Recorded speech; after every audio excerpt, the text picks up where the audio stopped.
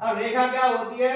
रेखा एक वो dot dot dot dot dot dot dot dot का एक ऐसा समूह होता है जिसको ना तो ये पता कि ये कहां तक जा रही है ना, और ना ये पता कि कहां से ये आई है ना, न तो ये पता कि ये इधर साइड में कहां तक जाएगी, न ये पता कि इधर साइड में कहां तक जाएगी, और न ये पता कि ये कहां से आ रही है।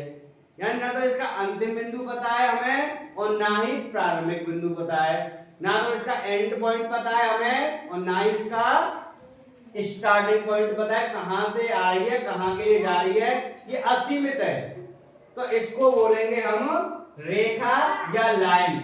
और अगर हम इसको और ए और बी से प्रदर्शित कर रहे हैं पॉइंटों को अंतिम को, तो हम इसको लिखेंगे ए बी और इसके ऊपर लगा देंगे कुछ इस तरह से रेखा का साइन।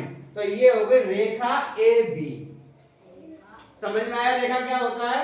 Yes sir. अब इसके बाद रेखा हो गई और इसके बाद आता है रेखा खंड। रेखा खंड क्या होता है? रेखा खंड नाम से हमें प्रदर्शित हो रहा है कि रेखा खंड क्या है।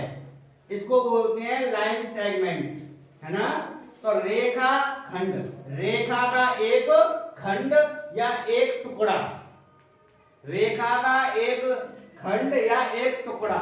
जैसे सपोज करो यही वाली लाइन ले लो, मैं तो यही ले ली, ये ए है और ये बी है, इसका एक टुकड़ा या इसका एक खंड, सपोज करो ये यहां से लेकर के यहां तक हमने ये ले ली, तो इसको हम बोलेंगे यहां से यहां तक हमने यहां से काट करके यहां ले ली, तो इसको बोलेंगे रेखा खंड। और इसकी लंबाई अगर बात करें तो ये ई है और ये एफ है, और इसका ये क्या हो गया? फिक्स पॉइंट होता है।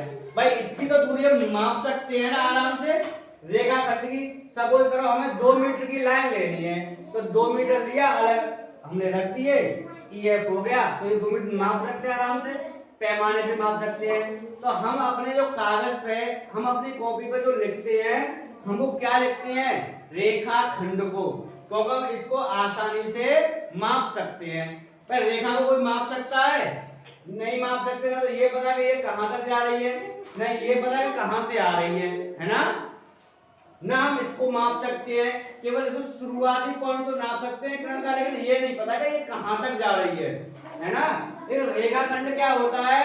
ये एक रेखा का खंड होता है जो मैंने अलग प्रदर्शित किया है इसको EF से, और हम इसको आसानी से माप सकते हैं, आराम से पैमाने से, मीटर से, किसी से भी इसको लंबाई को नाप सकते हैं और हम अपनी कॉपी में लिख सकते हैं। तो इसको कैसे प्रदर्शित करते हैं बेटा रेखा खंड को? केवल ऐसे लाइन करके E और F। ये हो गया हमारा रेखा खंड का साइन। EF ऐसे लिखा जाता है और AB का हम ऐसे लिखेंगे, ऊपर कैसे दोनों तरफ एक तीर लगा देंगे डायरेक्शन वाले, और किरण जो होती है वो होती है A और B, इस तरह का साइन लगा देंगे इसमें।